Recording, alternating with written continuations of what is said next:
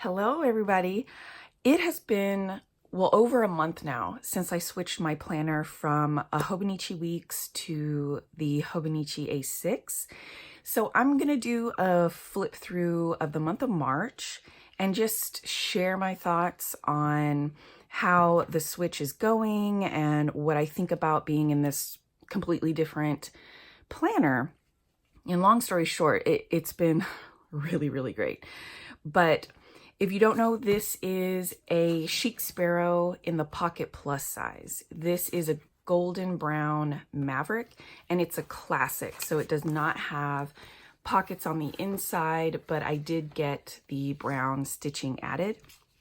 So when I first got this, I have a video about that, but which I will link, but I kept talking about how shiny and glassy this particular piece of leather was.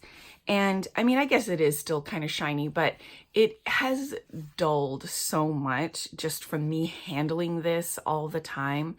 It does buff out really nicely back to its former glory if I use one of the Chic Sparrow dust bags, because I've got plenty of those. But I can buff it and it doesn't appear so faded and dull.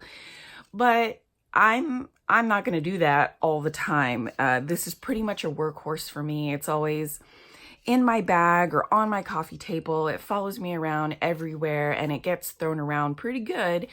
And other than, you know, having my handprints and oils and things transfer on here, it has held up beautifully, which is something that I recognize from Mavericks anyway, because it's my favorite leather and I have so many of them. I do have a bit of a scratch, like these lighter parts right here. Those happened in my bag. I think my keys attacked them or something, but that's kind of it. I mean, Maverick will scratch, but it does take a lot for it to actually show any scratches. But anyway, I am so happy with this cover. I'm glad I went with this Pocket Plus size instead of the A6 size. So I have another video where I show my setup of this inside, and I will link that video as well. But I'm just going to come over here to the actual Hobonichi, and I am actually utilizing every single section in here, which is something that I never did when I was in the Hobonichi Weeks. You know, there was always like a random section that I just couldn't figure out how to effectively use. And I have not had that issue at all when I got into the A6. So that is something that I'm really pleased about. I've never used an entire planner, so I'm just really happy about that. I just added a printable from Courtney Diaz from her Patreon. It just fits so perfectly in here, and I love this particular guy. So I just glued it in the front. I still have 4 blue Post-it tabs, and those mark each section of the planner. So when I come in here to plan, I literally flip to each tab, and it will contain everything that I need to properly plan and not miss anything. So the first tab goes to this kind of year at a glance, or, you know, this is like 4 months at a glance. But what I'm using this for is to keep anniversaries and birthdays and just maybe other important dates like that. I put them in here. So when I come to plan, I will flip this open and I'll just take a really quick glance. There's not too much that's in here, but I'll just glance really quick and see if something important is coming up as far as needing to call anybody or send a card, stuff like that. So the next tab goes to the current month, and I am using the months for all of my appointments. So places that I need to be at a specific time, they all go in here, and it's not frilly at all. This is pretty purely functional. The months are, at least. And this is really great. It's the second tab I flip to, and then I just see if there's anything for the upcoming day.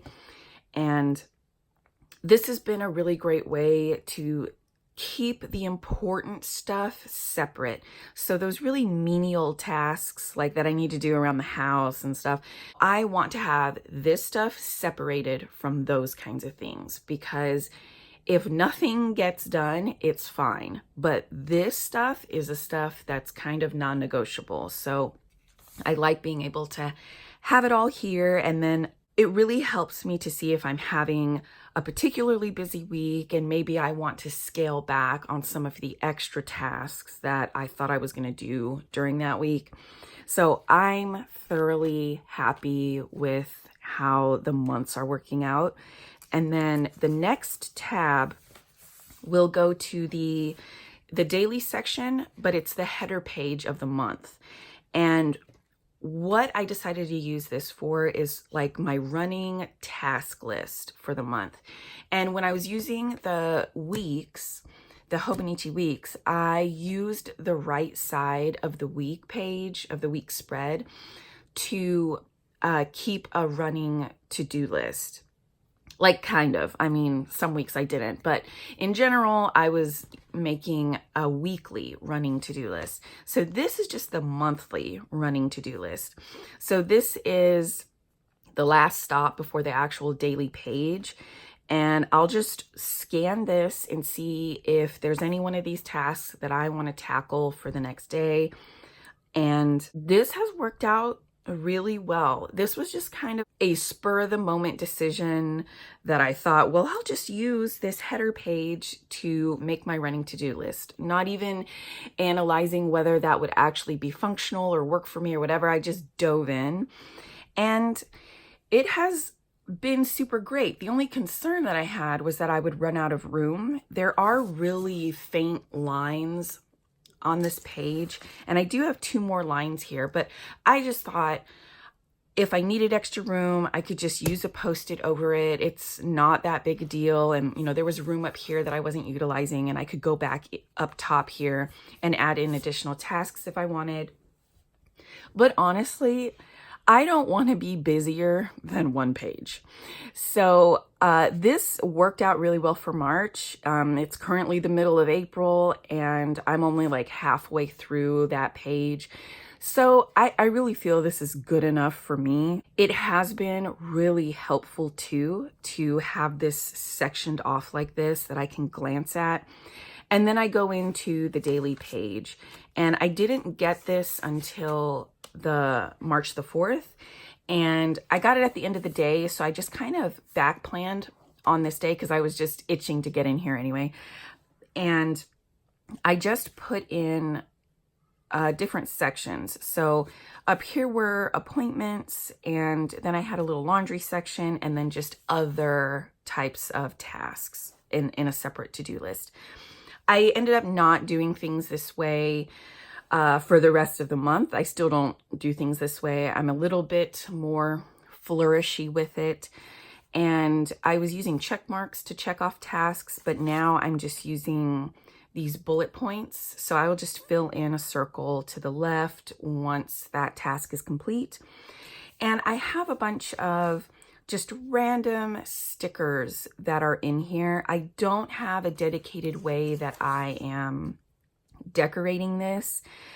These are just some things that I just happen to have on me. I have this folder from Pakitas Sew Shop, and it's currently full of stickers from Cissy's Art Cafe.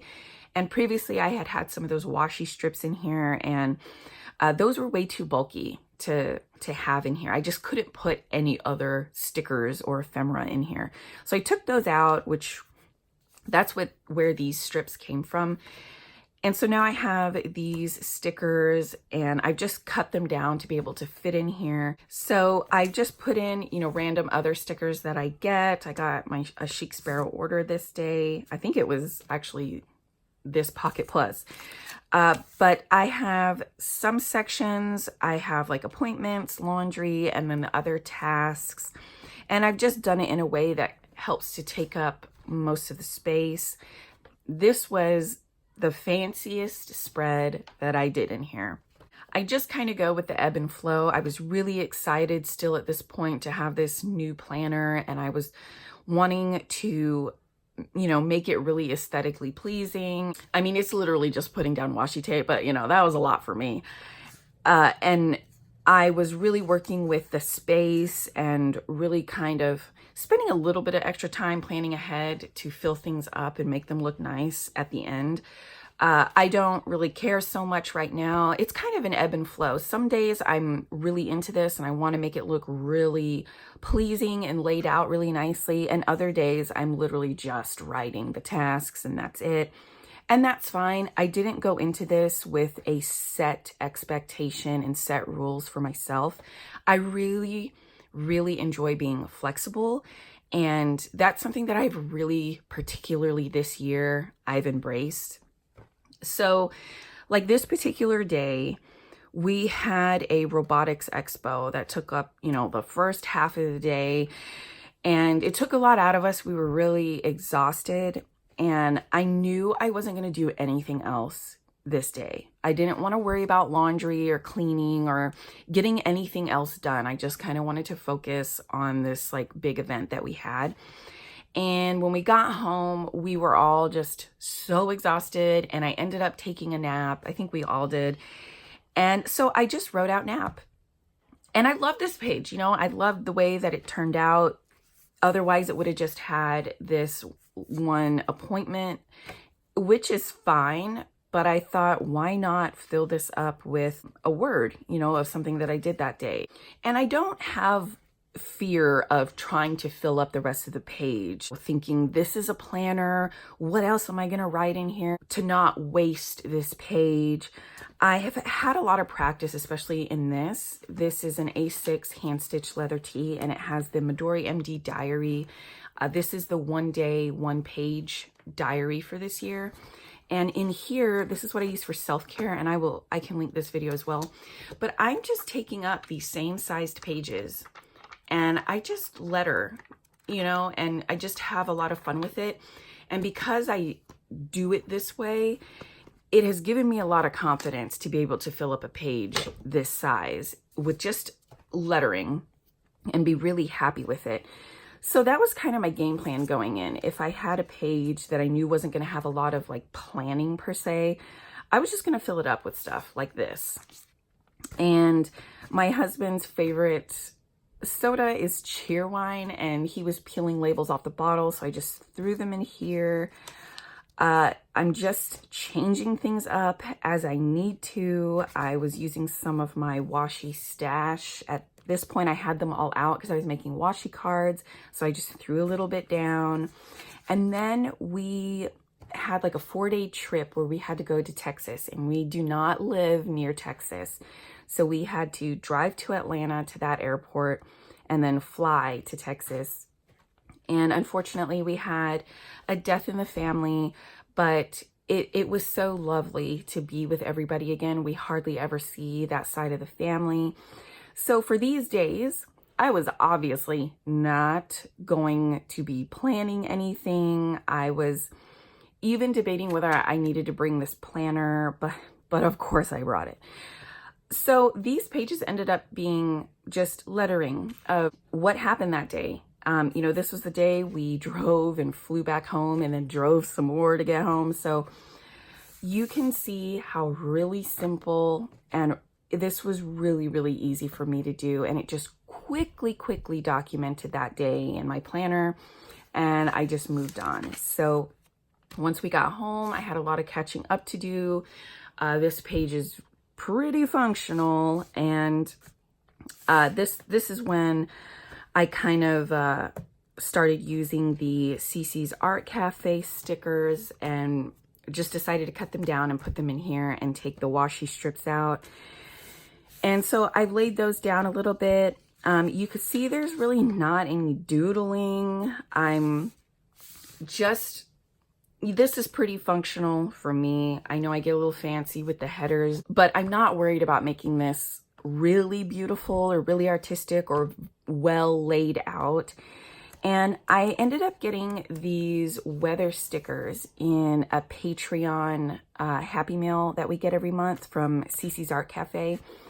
And I decided that I wanted to use these to start tracking weather, which I've never done before. And I always see Sam doing it, and I just never really got it. Like, what is the point?